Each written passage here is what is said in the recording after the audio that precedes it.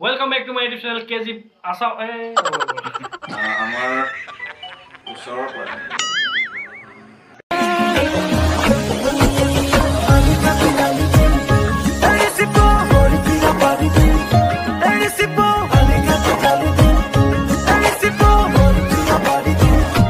Hey guys, welcome back to my YouTube channel KG Asa. আমাৰ নতুন ভিডিঅ'লৈ আপোনালোকক স্বাগতম জনালোঁ।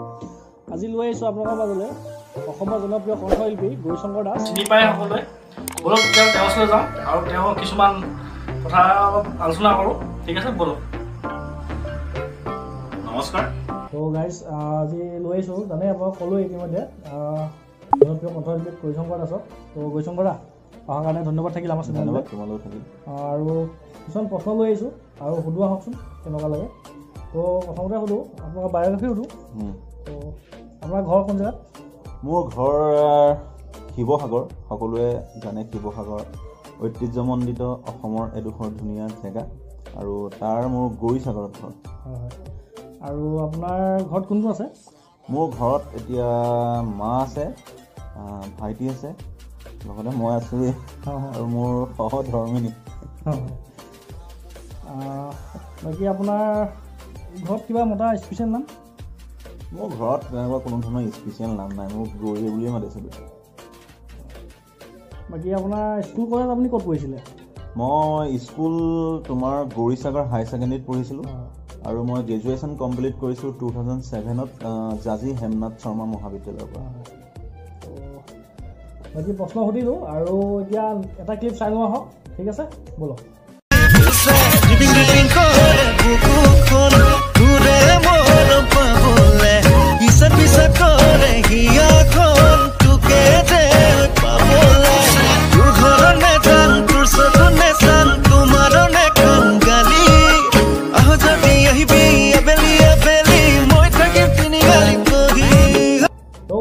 ভিডিঅ' চাই কেনেকুৱা পালে আৰু কমেণ্ট কৰিব আৰু আপোনালোকে যদি চোৱা নাই লিংকটো মই দি দিম। তো নেক্সট প্ৰশ্নলৈ আগবাঢ়োঁ। সুধিব নালাগে তো সুধিছোঁ আৰু হাইট ৱেইটটো ক'ব নেকি বাৰু? হাইট ৱেইটটো মোৰ ৱেইটটো কি হৈছে মাহে মাহে চেঞ্জেই হৈ থাকে। এতিয়া চাগে ৱেইটটো শকত হৈ গৈছোঁ এইকেইদিন। 70 মান আছে নেকি চাগে। 70 ন? বহুত দিন জোখাই নাই। হাইটটো কিমান হ'ব পাৰিব? হাইটটো কিমান হ'ব জোখাই নাই। ঠিক আছে বাৰু হ'ব যি কি নহওক। নেক্সট প্ৰশ্নলৈ আহিছোঁ। বাৰ্থডে কেতিয়া বাৰু? মোৰ বাৰ্থডে 3 জানুৱাৰী। 3 জানুৱাৰী ন? হয়। আৰু লাইফৰ ফাৰ্ষ্ট গানটো আপোনাৰ আৰু কোন চনত ওলাইছিল বাৰু? লাইফৰ ফাৰ্ষ্ট গানটো মই 2004ত যেতিয়া মই হাই ছেকেণ্ডেৰী পঢ়ি আছিলোঁ, এক্সাম দি আগতে ওলাইছিলে। মই তেতিয়া পল্টন বজাৰত এটা ষ্টুডিঅ' আছিলে। তেতিয়া মই ষ্টুডিঅ'ৰ বিষয়ে ইমান অভিজ্ঞতা নাছিলে। অনুপম শইকীয়াৰ মিউজিকত আগতে VCD আছিলে, এটা কাহিনী আছিলে। এই কাহিনীত থকা VCD এলবাম এটাত গাইছিলোঁ ৰাংঢেলি মৌচুমী বুলি। তেতিয়াই গাইছিলোঁ। বাকী আৰু এনেই ফেভাৰিট ছিংগাৰ আপোনাৰ? ফেভাৰিট ছিংগাৰ বুলি ক'লে আমাৰ অসমৰ জুবিন দা। আৰু আৰ্টিষ্ট মানে আৰু কৈ দিছোঁ মই খুব ভাল পাওঁ সোণু নিগম। সোণু নিগম ন? আৰু এক্টৰ কোন হ'ব পাৰে অসমৰ? অসমৰ এক্টৰ চবেই ভাল লাগে, চবকে ভাল লাগে, কিন্তু এনেই ক'লে যতীন বৰা, উৎপল দা। আৰু এতিয়া নতুন কিবা গান আহিছেনে আপকামিং? আপকামিং মই চং কৰিহে আছোঁ।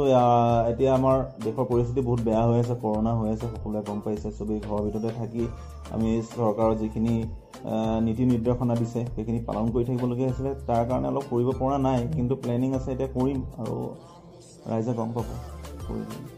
আৰু এনেই চাই আছোঁ টিকটকত খুব ভাইৰেল হৈছে গান এটা, আৰু সেই গানটোৱে লাষ্টতে আৰু ভিডিঅ'টো সামৰি মাৰি যেতিয়া লাষ্টত গান এটা নতুন গানটো অকণমান গুণগাই দিলে। মোৰ নতুন গান এটা ৰিলিজ কৰিলোঁ। এবাৰতো বিহু নহ'লেই, তথাপিও বিহুৰ সময়তে ৰিলিজ কৰিছিলোঁ, বহাগ বিহুৰ সময়তে। ইয়াতকৈ ডাঙৰ কথা একো নাই। আৰু গানটোৰ বিষয়ে মই কৈ দিছোঁ কোনে কোনে গানটোৰ লগত জড়িত আছে। আৰু গানটো কথাৰে ধুনীয়াকৈ সজাই তুলিছে সুনীত গগৈ ককাইদেউ ডাঙৰীয়া, চবেই চিনি পায়। আৰু গানটো কম্প'জ কৰিছে এটা চিনাকি নাম, সকলোৰে এটা আপোন নাম, জনপ্ৰিয় কণ্ঠশিল্পী আশিষ বৰপাত্ৰ। আৰু মিউজিকেৰে সজাই তুলিছে গানটো বিজয় চন্দ্ৰ। গানটো অকণ যদি শুনাই দিয়ে আমাৰ দৰ্শকৰ কাৰণে। ঠিক আছে। গানটো ইতিমধ্যে দৰ্শকে আদৰি লৈছে, বিশেষকৈ টিকটকত মানে জনপ্ৰিয়তা লাভ কৰিছে মানে দেখি থাকোঁ আমি চাই আছোঁ গোটেইখিনি এনেকৈ আপোনাৰ ভাইৰেল হৈছে ভিডিঅ'টো ঠিক আছে মই গানটো অকণমান গাই দিছোঁ